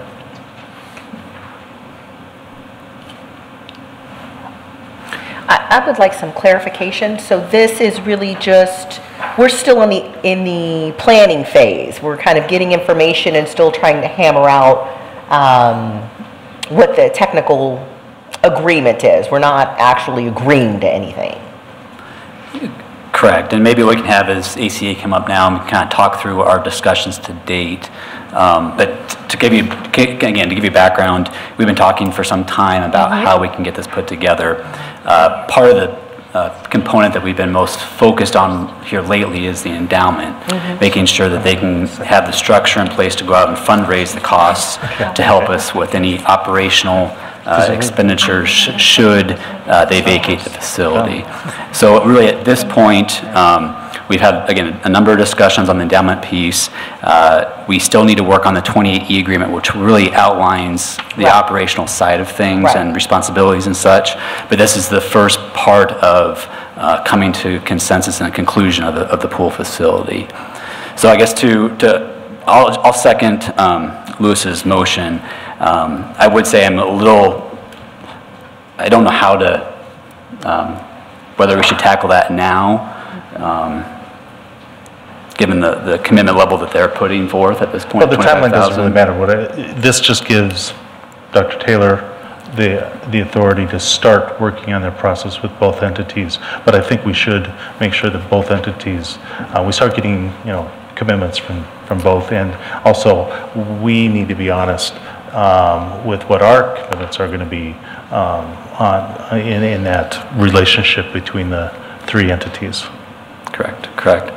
So again, just to kind of lead into this discussion, we've had, again, a wonderful opportunity here. We've worked for 3 or 4 years trying to put this together. I truly feel this is by far the best option for us to have a program, a swim program in our community to provide this wonderful experience for our student athletes. Every stone has been turned over. It's just, this is the best way to move it forward. I was a very big skeptic to start out. Should we provide this amenity in our programming? I've struggled because $75,000 or $200,000, if that's the conservative number we're using, is a significant cost to the district. But I feel that given trying to be equitable about all of our student experience, given the opportunity for our community to have this type of facility, I think is warranted. In our $60 million budget, $75,000 is, again, a significant portion, but really also not. So with Dr. Taylor's guidance on this and his expertise, knowing what our budgeting is, he's very supportive of the $75,000, and we can do this and get this accomplished, which I think is fairly risk-free to the school district moving forward. Based upon the endowment and what it can generate and where they're looking to go, worst case scenario, we would be the beneficiary of $25,000 a year based upon the 5% return from this endowment, in addition to the $75,000 that we're committing and $25,000 from the city. So you're looking at $125,000 in a worst case scenario. Again, that's factoring ACAC is not actually in that facility. So overall, $200,000 was the high water mark that we were kind of shooting for, and we can get there with a lease arrangement that we'll put together, but really the protection of the district, I think, is sufficient. Well, and I guess that's what I'm trying to understand, what we're actually voting on. Are we voting on giving authorization to proceed in these discussions to hammer out all these details, or are we saying, yeah, let's go ahead and do this? Like, are we giving permission to sign the contract? No, so okay. no contract has been drawn up. That's what I'm trying to understand. Yeah, really this is an attempt to give the swim community I guess, a formal commitment on our part that we want to have them move forward with their fundraising efforts. Hopefully we can get this 28E agreement ironed out in January or February, which we'll again bring back to the board for formal approval, which we of course need to do and have to do. So with that, I think, unless Elise has something else you'd like to add, maybe. The only thing well, go ahead and then I'll add. Sure. So, yeah, sorry. Should I introduce myself? Yes, please. Please do. My name is Jason Horace. I'm the president of ACAC. I'm also one of the co-chairs, along with Jeremy Galvin, in the fundraising for the Ames Swimming and Aquatics Endowment. So we've been down this road, this discussion, for many years. As you've heard from Dwayne Reeves, the public wants this. They want a new high school. They want a new pool. It's very clear out there. We understand the operating costs are something that scares the board, so we've taken it upon ourselves to find a way to give you some insurance. One of the things that we did is we looked at creating a specific endowment through the Story County Community Foundation. We've reached out to them. We have a tentative contract in place that we're ready to sign. Working with that, we set out a goal of $1 million. I'm excited and humbled to say that at this point we have $673,000 in commitments in a matter of 3 to 6 weeks. So you can see how excited the public is for this. There's no doubt this needs to move forward. We have people that are looking to give money and contribute to this, but they need the assurance that we're ready to move forward on this. If somebody were to back out now or make a decision that they didn't want to do this, it would affect everybody involved. We've been down this road, like I said, for 5 years, talking with Luke, that's Director Deerdorf. I prefer to call people by their first name.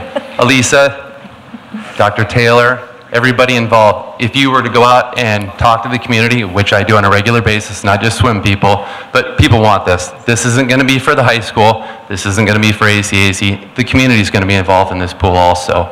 We're excited for this. We're excited for the opportunity of the Healthy Life Center being able to move forward too, but we don't know that's going to happen. In a city like Ames, this needs to happen. The school district is in a position to do this, and we're basically helping you by giving you the resources to feel good about what you can commit to and the insurance that the money is going to be there for all of us for the lifetime of this pool. This is an endowment that will go on forever, and that's the thing about it. Luke conservatively said $25,000. If there's $1 million in this endowment, that's $50,000 a year. We're going to reach that within a couple months after you go ahead and make this decision. So part of our discussions, which was actually really pleasant last week, was Elise and I were talking, and Dr. Taylor, that what should we try to set a goal for them to be able to get to at a certain point in time. So in our minds, we were thinking $1 million would be a good goal. And also, what would be, I guess, the benchmark to which they should try to have commitments in place prior to us breaking ground. And so we were thinking $500,000 in commitments with $1 million goal. So it's wonderful to see that this community is supporting this, especially to the magnitude already. And I have full confidence in their ability to get to that $1 million threshold. So again, I'm fully supportive of moving this forward. As Jason was talking about, this is a decision I think that's critical for having us moving forward with the high school.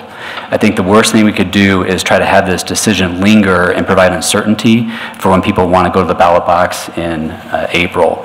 And later tonight, I think we'll talk through how the language of the referendum should shape out, whether we say we need to build a high school, have the pool as part of that, but really to me that's more of a finance decision and not whether we should move forward with the project. Again, we'll come to that point down the road. So again, this is just to give assurance to the community that we are moving this forward. There's no agreement in place. There's a ton of work that has to happen in conjunction with the city. I'm supportive of that now. But again, this just provides that clarity. President Franson, I just want to clarify, this motion, all it does is authorize the superintendent and administrative staff to start to negotiate the details of an agreement. The agreement's going to come back to the board whenever that's done. Correct. All right, okay, thanks.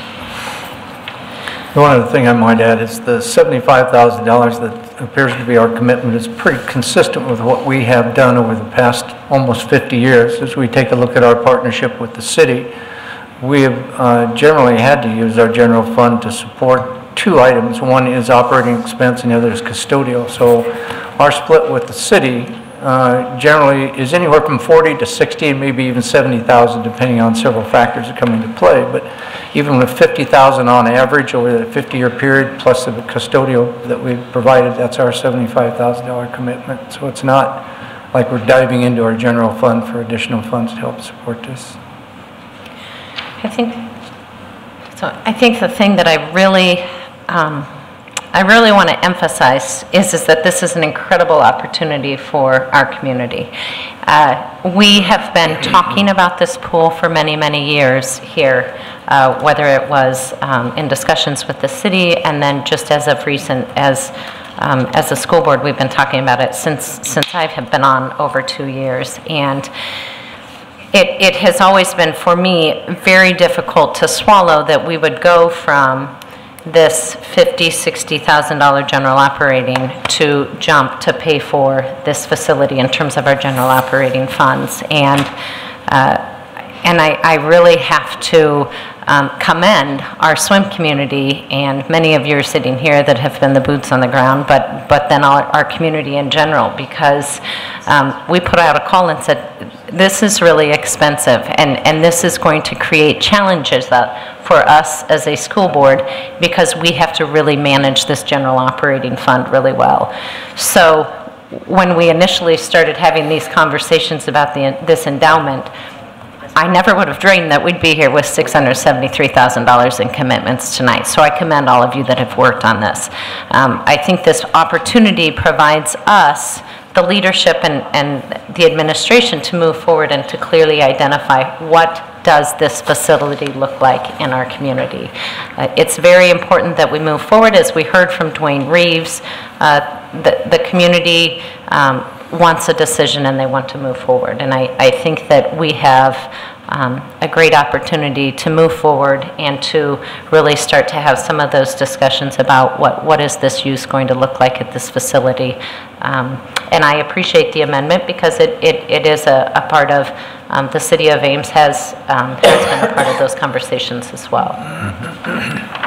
Yeah, I will support this motion because I feel like we are at a crossroad. while I was running, this was an issue that I knew was going to come up. So I reached out to a lot of people, and I could sense that the feeling that the community does want this. So I am not making this decision willy-nilly. I have thought about this a lot. I have talked to a lot of people, and I feel that we either kill the pool program, which I'm not about to do, or we go with this great opportunity. So I do support this, and I'm excited for what's to come for us. Any other questions or comments? Yeah, I just want to thank Jason and Jeremy, and then also the parents. I know that we've got a lot of feedback over the health conditions of our student athletes, so thank you for your patience. It's been a long time coming, but we're ready to move forward. All right, well, good. Sorry, I was getting parliamentary procedure covered. All right, we have an amended motion on the floor. It was moved by Rosser, seconded by Deerdorf, and I will just read to make sure that we're all clear that they have moved the board authorizes the superintendent and administrative staff to move forward with a 28E agreement with ACAC and the City of Ames as a sharing partner in the operational funding needed to support an aquatic facility. President Franson, I would suggest that it read 28E agreements with ACAC and the City of Ames as sharing partners, because I think they'll be separate agreements. Okay. Okay. Agreements, plural. And sharing partners. Sharing partners, plural. All right, all those in favor of the amendment indicate by saying aye. Aye. Opposed, say nay. Passes 7-0. So now we need to vote on the original motion. The motion is amended. As amended. The motion as amended. So the motion's as amended, Right. right? So the motion as amended, all those indicate by saying aye. Aye. Opposed, nay. Passes 7-0. Thank you. Thank you, Jason. Item 17, pursuing a one-year extension of the contract with Durham Student Services. Move the district enter into negotiations for a one-year extension with Durham and bring in a school transportation consultant to conduct a study of transportation services in the Ames School District. Second. Moved by Briggs, seconded by Perez. She beat me. Yeah. You both beat me. I was going to say, against my better judgment, I'll second it. But Director Briggs and I had a great conversation a few days ago. Reluctantly, I will support this. I really feel strongly that we need to diligently look at bringing in a consultant to really look at our transportation situations and the incredible opportunities that we could have in saving general fund dollars. Transportation is a huge cost to this district, and we really could save, if not tens, but hundreds of millions of dollars in $500,000, about $500,000 that I think Dr. Briggs was kind of, Dr. Briggs, ooh, I give you a new title. Director Briggs has, and Chris have said, hey, possibly we could get towards. Now, that's real money in our general fund when you're talking $500,000. So, yes, I think under the circumstances we'll have to go with a one-year extension on this. I'll support that, but I truly want to make sure that we're fully committed this spring, along with everything else we're doing, to make sure that we're getting that input and we can make some decisions over the next 12 months regarding our transportation needs in the future. I just want to mention, as with the item before, this motion is actually just to approve us to go ahead and start with negotiations. Any contract extension will come back for you to approve, but I didn't feel I could go negotiate with them until I had that decision made. There's basically two main transportation consultants in the country that do this type of work. One of them came highly recommended from West Des Moines, Iowa City, and Davenport. Dr. Taylor and I have already been in touch with them. They will have a proposal for us after the first of the year, and they're anxious to get started. So once we told them that this had to get through the board tonight, and that I will let them know, and they'll get that proposal to us, and they'll start work with the aim then that we would have a decision by probably the start of the school year, or maybe September, as to whether bringing it in-house or doing an RFP to continue to stay outsourced. So that's just wanted to update you where we were. So with this motion, we're voting two things in one. We're voting to extend Durham and to, what do we do at it? But just like the transportation, just like the other things, the transportation consultants, once we have a proposal, that will come to you as a contract to approve as well. So again, you're authorizing us to go ahead and get that process started, and then we'll bring you a contract with prices and everything. Okay, because I'm not a fan of the one-year contract to Durham, but I do want the consultant. So I'm a little, okay, I'll keep thinking. Part of the problem is we're just up against a time crunch. Again, I'm fully supportive of this because despite the early issues we had, I haven't heard hardly anything here lately with our busing, so I think things are improving. I think it's a great opportunity for us to bring in this consultant to really open our eyes about what types of services are we provided compared to other school districts. We've never gone through this process, and I think it'd be helpful for ourselves as well as the community to understand the level of service we have. Well, I want to say something. The reason why I'm supporting this isn't because I'm supporting Durham, because I, along with a lot of other parents, have had my own share of issues with them. But looking forward, the time crunch is a big concern, as well as I think the problems that they had at the beginning of this school year are the kind of problems that they're probably not going to have going forward for next year. But we do have an opportunity with renewing a contract with them. We could put maybe a little bit more teeth in there to help prevent those kinds of things from happening again. Yeah, I think that we need more time to get it right, and so that time needs to be bought with a one-year extension. And then once we have that and get our study going, like Chris said, by next September, we'll be able to analyze some information and move forward from there. So it was moved by Briggs, seconded by Perez. All those in favor indicate by saying aye. Aye. Opposed, nay. Nay. Passes 6-1. Item number 18, final acceptance of the facility bus storage building. I apologize, but for the record, I have to be leaving, so. Oh, thank you. I move the board approve final acceptance of the work for the 2016 Facilities Management and Bus Storage Project completed by Jensen Builders Limited in the amount of $5,472,664. Second. Moved by Deerdorf, seconded by Rosser. Comments? Hearing none, all those in favor indicate by saying aye. Aye. Aye. Opposed?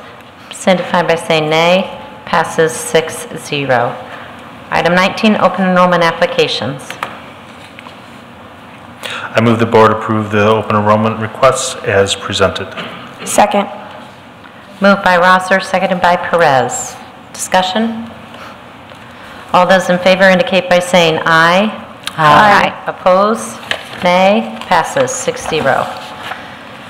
Items from the board. I just want to mention that on Monday, I went to Sawyer Speak. It's a poetry club that they have, and I went to their the spring one, so I didn't want to miss this one. So I want to give a shout out to the Sawyer Speak crew and Miss Riley Drake, Miss Nicole Corrado, and Miss Natalie Stowe for putting a beautiful show. I just want to wish our staff wonderful holidays. You guys do amazing work and not always appreciated, I think, in everything you do. So I recognize it, and I just want to thank you and have a great holiday. Me too. Items from the staff. A couple things real quick. We hope to have the audit report coming back maybe the end of January, first part of February. Chris will always kick me when I say that. Dr. Ross and our administrative group will be coming back with some analysis on the Iowa report card. We hope to have the construction manager contract back for board approval here early in January, and Jerry will be coming forward with a PEPL budget, be a little bit more complete for board approval in the next month also. Wanted to point out a little bit about what President Franson was talking about, because I think just before our meeting of December, I told the board you need to kind of catch your breath, because it's going to get pretty fast and hot and heavy. And it really will, because as you're taking a look at what's going to happen when you come back from winter break, you're getting into the construction management contract, you're getting into the superintendent search, and all the meetings are going to be associated with that. You've got the facility committee with the architect proposals and then the architect interviews for the phase 2 part. Not to mention all that we're doing relative to the referendum and coming forward with hopefully some referendum language, the petitions that will be coming to you, and the call for the election from the community.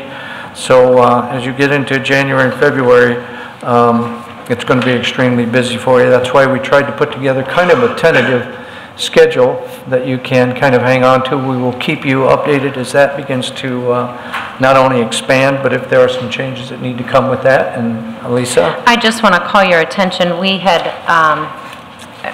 a work session scheduled for January 29th, and the cultural competency was scheduled to February 12th. Due to some timing of things, we have flipped those things. So if you I just want to call your attention to that, because the cultural competency training is from 5 to 8 on the 29th of January, and then the February 12th will be the work session with the architects. So we just flipped those to better accommodate some other schedules. I was going to give Carl a chance, and Eric too, if he needed to come up. I wanted them to share something that has actually took place for a couple days within our district. Because Carl is black belt in Google, I have a feeling it was part of an influence on why Google was in our district. And why don't you go ahead and tell them what happened? Sure thing. On Friday last week, there was a small group of folks from Google. They brought along some of their PR folks as they were looking at doing some case studies and taking some awesome stories of what we're doing with their Chromebooks here at Ames Community Schools. Their target audience is actually significantly national. In fact, these particular studies that they were doing, their target is for an international conference in London in January. So they visited a 7th grade math class on Friday. We then went to the technology exploratory class later on that morning, where they interviewed the 2 teachers after that, and a couple of students as well, highlighting some of the work that they're using and work that they're doing for the different classes there at the middle school. And then in the afternoon, we went to Edwards Elementary School, visited a kindergarten class, 1st grade class, and then spent some time in the makerspace. And it was really quite interesting as Julia from Google, Julia Wasserman was her name. She was absolutely floored that we were going to go visit a kindergarten classroom. And we're going to go to kindergarten? Yep. What are they going to be doing? They're going to be working on math. Really? Like with the computers in kindergarten? Yeah, sure. Absolutely they are.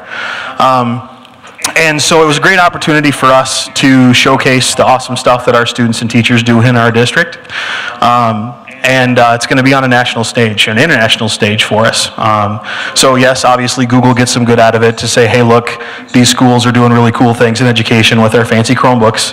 But in this particular case, Ames gets that publicity.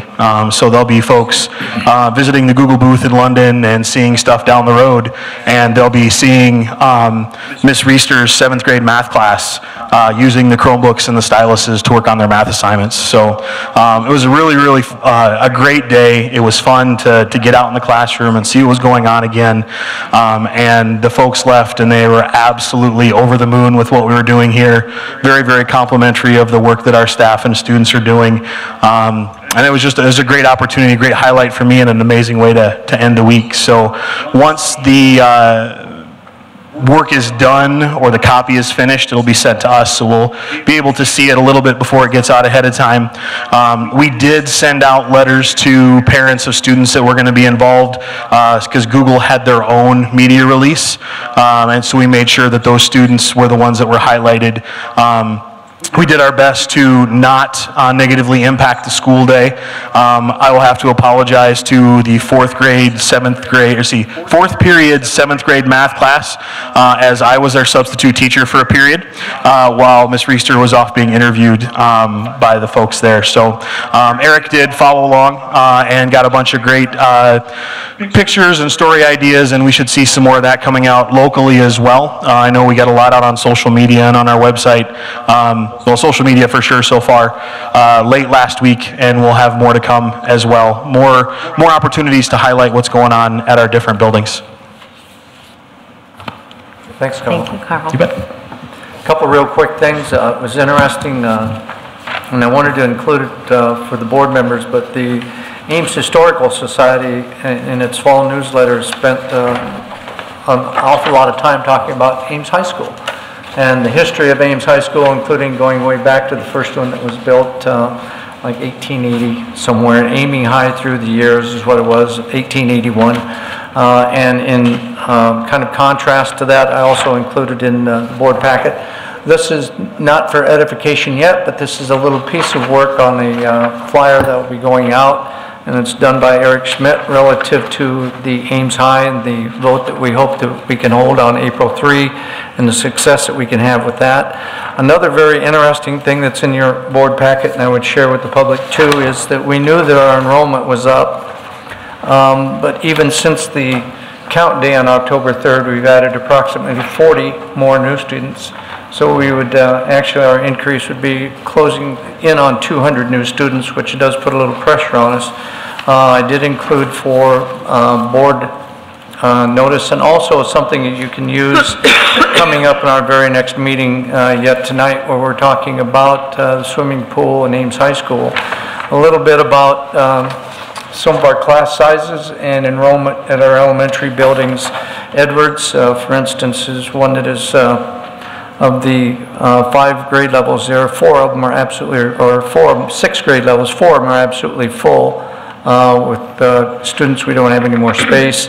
Meeker has 3 classes, 3rd, 4th, and 5th that are full, and Mitchell has 3, including 1st, 4th, and 5th. So with increased enrollment comes happy smiles, but it does have a few other different issues that we will need to address and talk about tonight. But you have the updated January 10th, is what the date that Barb put on it, a little bit early, but it's your January elementary enrollment guide. Thank you. I will entertain a motion to adjourn. So moved.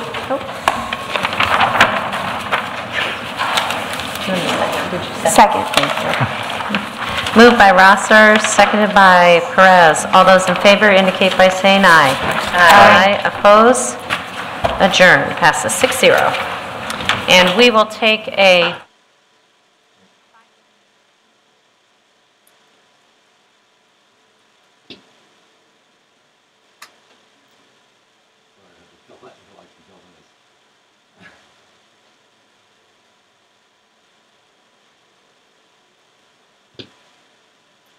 Okay.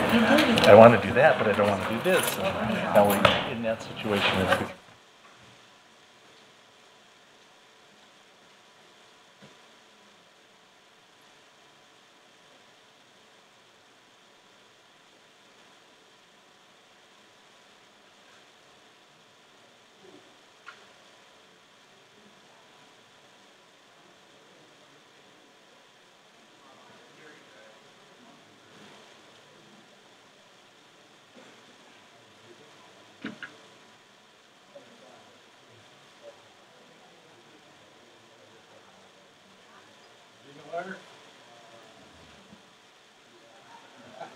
You get some good shots of all that? No?